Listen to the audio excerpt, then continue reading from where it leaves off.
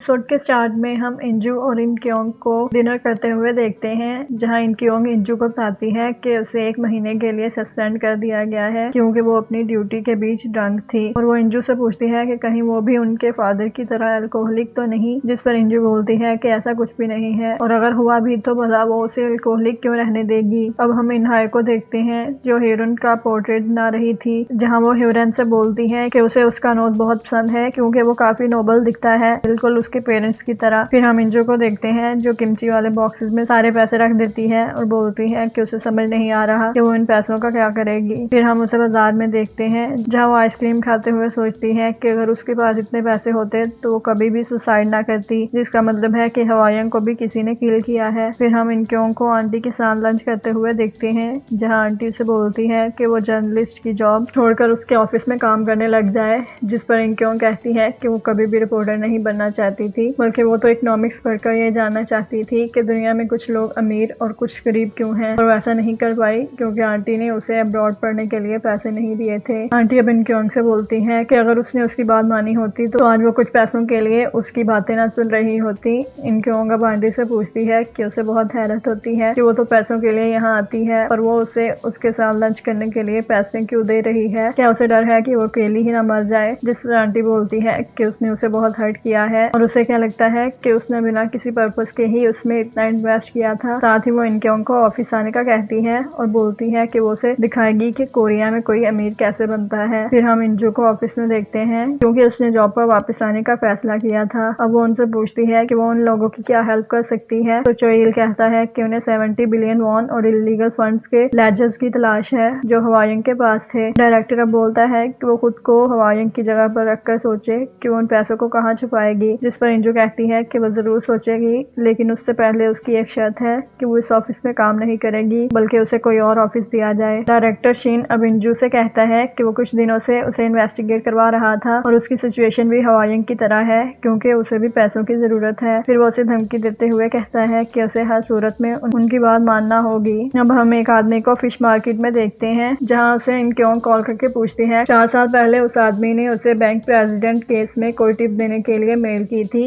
इसीलिए वो अब उससे मिलना चाहती है। असल में वो प्रेसिडेंट का नेफ्यू था, पर वो आदमी पूरी बात सुने बिना ही कॉल कट कर देता है। तभी जोंगहू उसे अपने घर बुलाता है जहाँ जोंगहू के ग्रैंडपा दोनों से उनके बचपन की बातें करने लगते हैं। तभी उन क्यों को उसी आदमी की कॉल आती है और वो पूछता है कि उसने 4 साल पहले कुछ क्यों नहीं किया, तो वो कहती है कि उसे नहीं पता था कि पार्क सेंग एक मॉन्स्टर है और उसके पास कोई एविडेंस भी नहीं था। ये सुनकर वो आदमी उसे एक एड्रेस लिखवा कर कहता है कि वो अपनी इन्वेस्टिगेशन वहाँ से स्टार्ट कर सकती है और वो मजीद डिटेल्स के लिए सुबह 4 बजे फिश मार्केट आने का कहकर फोन रख देता है। अब हम इंजू और चोइल को हवाइयन के घर देखते हैं जहाँ चोइल कहता है कि पता नहीं इतने पैसे होने के बावजूद भी वो इस घर में क्यों रह रही थी, तो इंजू से बताती है कि हवाइयन की मदर की डेथ यहीं हुई थी, इसीलिए शायद वो कहीं और मूव ना करना चाहती हो। फिर वो चोइल को ये कहकर कि वो कुछ देर अकेला रहना चाहती है वहाँ से भिजवा देती है और फिर वो हवाइयन की बुक्स चेक करते हुए सोचती है कि वो पता लगा के रहेगी कि वो क्यों मरी। तभी फ्लैशबैक में हम देखते हैं जहाँ हवाइयन ने उसे अकाउंट्स को मैनेज करना सिखाया था। प्रेजेंट में इंजू वहाँ पर पड़ी सारी लग्जरी चीजों की प्राइस चेक करने लगती है। तभी फिर से हम फ्लैशबैक में देखते हैं जहाँ हवाइयन उसे ब्रांड की कॉपी वाला बैग ऑफिस लाने से मना करती है और कहती है कि ये सिर्फ दूसरों को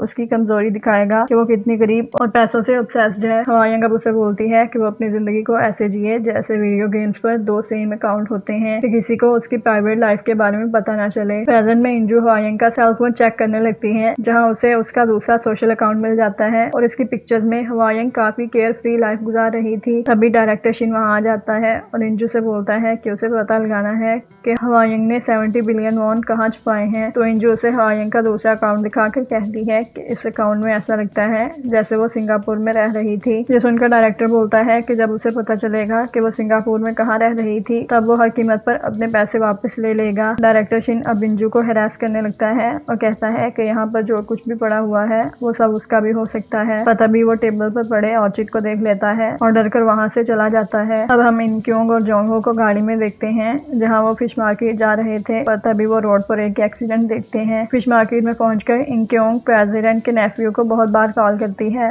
जब वो नहीं उठाता तो उसे वही रोड वाला एक्सीडेंट याद आ जाता है, इसीलिए जब वो जोंगहो के साथ एक्सीडेंट स्पॉट जाकर प्रेसिडेंट के नेफ्यू को कॉल करती है तो फोन वहाँ रोड पर रिंग कर रहा था और वो आदमी एक्सीडेंट की वजह से मर गया था। तभी जोंगहो को वहाँ रोड पर एक ऑर्चिड फ्लावर फ्लावर मिलता है जिसे वो उठा लेता है। अब हम इंजू को उसी ब्रांडेड शूज शॉप पर देखते हैं जिसके शूज हवायंग ने उसे दिए थे, और वहाँ जाकर वो मैनेजर से पूछती है कि क्या वो बता सकता है कि ये शूज किसने खरीदे थे, क्योंकि जब उसे बर्थडे पर ये गिफ्ट किसी ने दिया था तो वो बहुत ज्यादा ड्रंक थी, इसीलिए उसे याद नहीं कि ये गिफ्ट उसे किसने दिया। फिर वो मैनेजर को डायरेक्टर शिन की पिक्चर दिखाकर पूछती है कि क्या इस पर्सन ने ये जूते खरीदे थे, तो मैनेजर हाँ बोल देता है। अगले सीन में हम इंजू को मिस हवांग के साथ देखते हैं जहाँ वो उससे अपनी गलती के लिए माफी मांगती है। फिर वो उससे कहती है कि वो हवायंग के बारे में सच जानना चाहती है, तो मिस हवांग कहती है कि उसने खुद लेजर्स पर देखा था कि हवायंग और डायरेक्टर शिन ने एक टीम की तरह कंपनी के बहुत से पैसे चुराए थे, पर वो इसलिए नहीं बोली क्योंकि कंपनी की सारी पावर्स डायरेक्टर शिन के पास थी, इसलिए वो उसके खिलाफ क्यों जाती। फिर वो यह कहकर जाने लगती है कि उसने पूछा था कि वो हवायंग को आउटकास्ट की तरह क्यों ट्रीट करती थी, तो उसने कभी भी हवायंग को आउटकास्ट की तरह ट्रीट नहीं किया था, और रियलिटी तो ये है कि वो दोनों बहुत डिफरेंट वर्ल्ड्स में रहती हैं। यह सुनकर इंजू काफी सैड हो जाती है। अब हम इंजू को काफी सैड होकर हवायंग का अकाउंट सर्च करते हुए देखते हैं जहाँ उसे पता चलता है कि ऑफिस में हवायंग की पर्सनैलिटी डिफरेंट थी, और जब वो कंप्यूटर और इंग्लिश क्लास लेती थी या फिर जब वो सिंगापुर में थी तो वो बिल्कुल अलग थी, जिसे इंजू नहीं जानती थी। अब वो चोइल को एक पिक्चर दिखाकर कहती है कि इस डिनर की डिटेल्स हवायंग की अकाउंट डायरी में नहीं थी, और महीने में एक दिन ऐसा जरूर होता था। फिर वो उसे शूज की पिक्चर दिखाकर बताती है कि ये शूज उसे डायरेक्टर शिन ने दिए थे। चोइल अब उसे बताता है कि उसने वापसी पर हवायंग एयरपोर्ट पर ड्रॉप किया था, पर वो अपनी फ्लाइट छोड़कर बैंक चली गई थी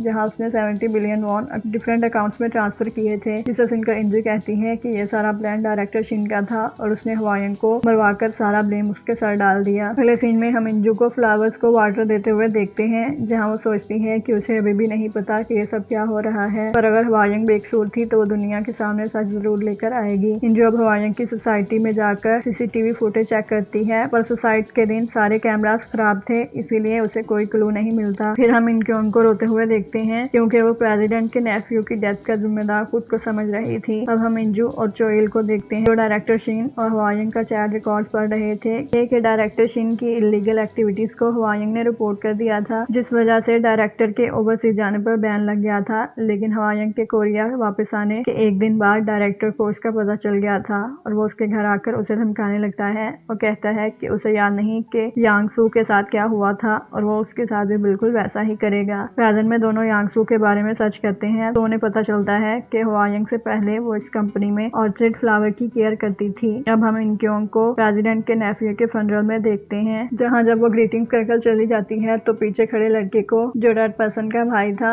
एक नेम कार्ड मिलता है जिस पर लिखा था कि वो उसके भाई को फिश मार्केट में मिलने वाली थी। दूसरी तरफ इंजू और चोइल को यांगसू के बारे में पता चलता है कि उसकी उम्र तकरीबन 30 साल थी, जिसने अपने घर में सुसाइड कर ली थी और उसने भी रेड हील्स पहने हुए थे। ये देखकर इंजू बोलती है कि वो ये सब पुलिस में रिपोर्ट कर देते हैं, पर चोइल ये कहकर मना कर देता है कि वो यहाँ पैसे ढूंढने के लिए आया है, किसी मर्डर की इन्वेस्टिगेशन के लिए नहीं। और फिर वो बोलता है कि उसका सिर्फ एक ही रूल है कि इस दुनिया में पैसे से ज्यादा इम्पोर्टेंट चीज कोई नहीं है। इनक्योंग अब जुनहो को बताती है कि न्यूज रिपोर्टिंग उसके लिए बहुत टफ है, क्योंकि जब वो कोई भी फैमिली रिलेटेड केस देखती है तो वो बहुत इमोशनल हो जाती है, इसीलिए वो रिपोर्टिंग से पहले ड्रिंक करती है ताकि वो कैमरा के सामने बिल्कुल नॉर्मल दिख सके। फिर वो जुनहो को पार्क स्विंग की वीडियो दिखाकर बोलती है कि अभी उसके पास कोई सबूत नहीं है, पर उसे पूरा यकीन है कि उस सबके पीछे इसी का हाथ है। अब जुनहो इनक्योंग से बोलता है कि उसकी आंखों में देखकर बोले कि उसे क्या दिख रहा है, तो वो पूछती है कि वो उस पर गुस्सा है क्या या फिर उसे फीवर है। यह सुनकर जुनहो काफी डिसअपॉइंट होकर वहाँ से चला जाता है। इनक्योंग जब घर आती है तो इतना सामान देखकर इंजू से पूछती है कि उसने स्टोर लूटा है क्या, जिस पर वो बताती है कि उसने अपनी जॉब छोड़ दी है और उसने शॉपिंग इसलिए की ताकि वो कुछ बेटर फील कर सके। इंजू अब बच्चों की तरह रोने लगती है और इनक्योंग से बोलती है कि उसे कुछ समझ नहीं आ रहा कि वो क्या करे। फिर वो इनक्योंग से पूछती है कि अगर वो पुलिस में रिपोर्ट कर दे तो क्या होगा, जिस पर इनक्योंग कहती है कि इतने लोग हर रोज सुसाइड करते हैं, इसीलिए पुलिस वाले इसे सीरियस नहीं लेंगे क्योंकि इंजू के पास कोई एविडेंस नहीं है। तभी डोर पर कोई आता है तो इंजू बाहर चली जाती है। इनक्योंग भी साथ जाने वाली थी,